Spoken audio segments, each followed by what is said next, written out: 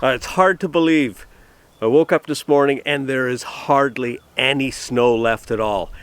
When I came up here just a few days ago, it was whiteout conditions. I mean, you literally could only see maybe 5 or 6 car lengths in front of you at times. So, I mean, what? And what's more, we've got geese flying all over the place. They're located in every plowed field right now, and we even have hooded seals.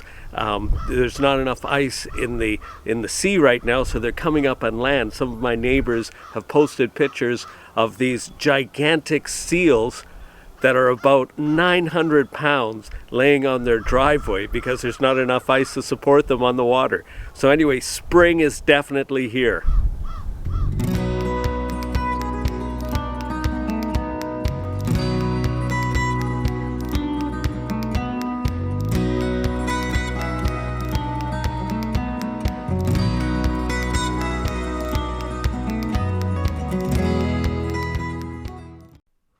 Now, I thought it would only take maybe a day to organize this.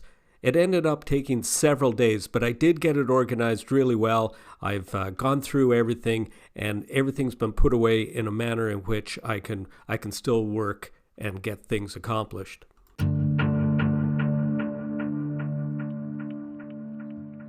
Everything's been put away and organized. And I'm just about to start working on the next project, which will be a headboard. And the cost of material right now, as you no doubt are aware, is very expensive. So I have this material here. It's pegboard. I got it free when there was a shop that was changing their display. They were just getting rid of it, so I got a few pieces. I think I'll be able to use that. And I have a few odd pieces of plywood stuck in behind here. I'll try to make use of that. I have one leftover 12-foot 2x4, a pretty good size 2x8, about 9 feet, and some 1x3. I should have enough to do that, but I also have to make a ladder for the bunk. I'll just show you the rest of the shop area now that it's been organized.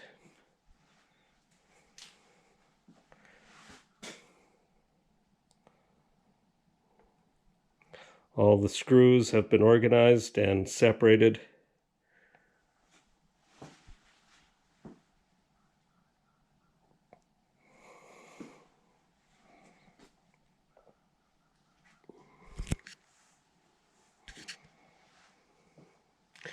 And the tarp wall, which separates our household goods from the work area, is in place. And in addition, the light green tarp is the doorway between the two. So that's down in place. I've had to remove the snow blower, the snow beast, from the shop area in order to have the space and not get sawdust in the mechanism. So I'm pretty much ready to get underway here. With the price of lumber as it is, I'm compelled to use as much scrap as I possibly can for all these projects. So in this case, I've got an old 2x6 and I'm ripping that down into useful 2x2s. Okay, so this is the headboard. Well, let's be honest. This is pegboard that's acting as a headboard, but it's pretty good, as you can see, because I've secured it in the back. And I'll show you that right away. So I've used these 2x4s here. They're really adding the structure to this, and the pegboard is secured to this, and this is secured to the bunk. So it's good and solid. And then to round the project out, I'm going to build some shelves that'll go across each side, and that'll even give this a little more structure. Now, one of the subscribers had mentioned, hey, why don't you build a ladder off the top that would fulfill both purposes? And in a way, that's a great idea, except that this area underneath is really kind of storage area for the peat moss we're using for the composting toilet. and we'll probably have some other stuff. But at the very least, we're going to get some storage off of these 4 small shelves as I install them.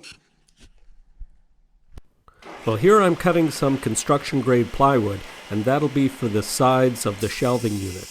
Now, this type of plywood is used when you're sheathing a house, and whenever you have doors or windows, you cut out those openings. If those pieces are of a usable size, I keep them. I put them off to the side because it's valuable stuff. And these days, with the COVID-19 price hikes at the lumber yards, this is incredibly valuable stuff. Okay, there we have it. The finished product. All made out of scrap. No wood had to be purchased. Very nice job, if I say so myself. All right, on to the next project. A ladder for the bunk. Okay, so now I'm building the steps up to the bunk, and I'm just using wood that I have here. Now, if you remember from the build this summer, I received a 2x8 that was pretty clear. It was pine, but it had relatively few knots. So I put it off to the side, not knowing what I'd use it for. But this is the second project now that I've reused it for. So I've cut this angle at 15 degrees plumb, which means vertical. And I've also cut it at 15 degrees on the level to suit the bottom. So now I'll just make a second one that's the very same. Well, actually, I've already cut it. I just need to put the angles on it. Okay, in order to get the same angle on the other stringer for the ladder, all I've done is just laid one over top of the other, and then just with my pencil, I've marked it, and I've done the same for the angle at the top, which both are 15 degrees, or just 15 degrees in different orientations. The other thing I just want to show you is I still make cutting lists and drawings of everything I'm doing, although I'm using my Rover's shorthand to do it. This area right here at the top, that was all my measurements and design work for the little cabinet I built with the headboard. And this pencil right here is the breakdown of what I need for the ladder. If I was demonstrating this to students at the college, I would, of course, take the time to do proper drawings so that everybody can interpret them. But just because it's me, I typically do this shorthand, but that's after 30 years of practice. I wouldn't recommend you start here. I'd recommend you draw it in a very clear shorthand that anybody can understand. Now, you can use a variety of tools to make a plumb cut. You could use a handsaw, you could use a skill saw, but the chop saw is just really convenient for me right now. But because it's so long and you have very little bearing surface against the fence, what you need to do is support the end and make everything stable so that all you really need to do is operate the saw. So let's crack on with that.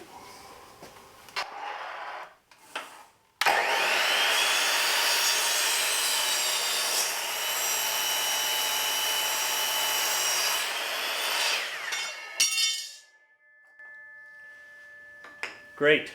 So that's that cut. Now I need to do this cut.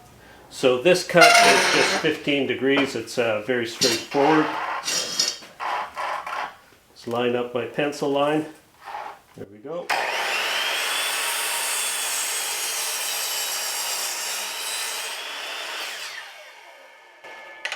All right, now we have 2 identical stringers for the steps. Now, it's time to mark out for the treads, so it wouldn't matter if you were making stairs or a ladder, it's all pretty much the same technique. So these stringers right here, these are 60 inches long. I've divided them into 10-inch increments. I've made little pencil lines, you may not see those. Then I've taken this fancy square, I've set it to 15 degrees, which is the same angle as the bottom of the stringer. So when I line it up like that, this little bar becomes a fence, and I'm able to just roll it up. So I'll just mark that one right there. Another one. Now, and I'll do the rest in a moment, but what I want to say is you really don't need a fancy square like this. This is a square that's made for timber framing or for working with big timbers. So I have it because I've done some of that. That's why I'm using it. But if you didn't have that, all you need to do is take a carpenter's bevel, and you take the bevel, you set it to 15 degrees, and then you just place it over top and make a line. That's all you need to do. So I'll just finish this off now.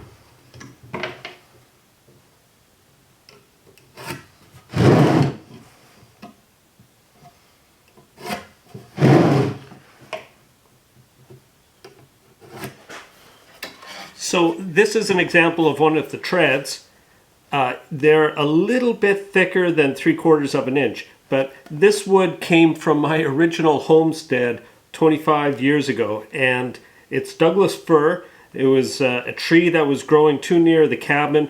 We had it taken down, and then I had a sawer come in, and he cut this wood for me, and it's really good wood, and I've carried it around with me for the last 25 years. Anyway, these will be the treads of the stairs, the ladder, and this is a stacked dado head.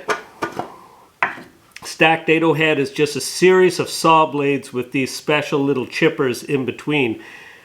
When you put them together, you'll get approximately 3/4 of an inch. To get that little extra thickness, you have to use shims. So when you get a stacked dado head, you get these little pieces of metal, and you can stick them in between the chippers, and that gives you a little extra width. And in this case, I just need a little extra. So even though you've done this probably many times before, always do a test cut, which I did here. This was the first test cut, and we can see it's just too tight. So then I did a second cut. I put in a couple of shims, and it's just a little loose. So then I removed one shim and made this cut, and that's pretty good. So this is the size we're going to go with, and now I'll just have to get the stringer set up here, set it the miter push at 15 degrees, and push it through.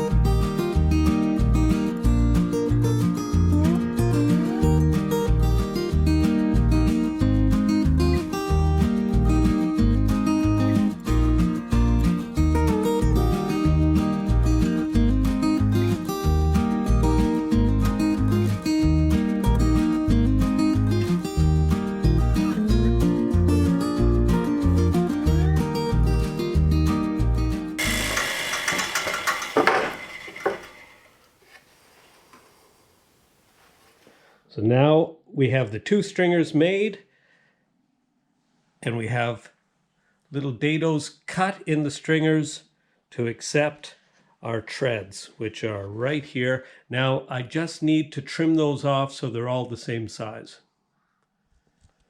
Okay, using a little bit of carpenter's glue in the dados, and we've put all the treads on, and I'm using these bar clamps to hold the whole shooting match together, and we'll let that dry overnight, and then when that is dry, I'll just put a few little brads through, and then we'll test it out. Check this out. Nice, very nice, solid, and when I need to, I just take this ladder and I just slide it right in here, and that's its daytime spot. We can still access the fridge, and then at night, or when you need to take a nap, just that easy.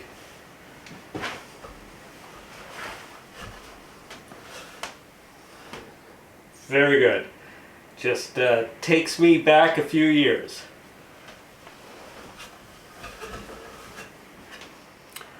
Well, Rovers, it was a pretty good week. I managed to get a few little items done here. Now, I had told you that I was expecting some good news at the end of the week, and it was related to the sale of our house in Summerside.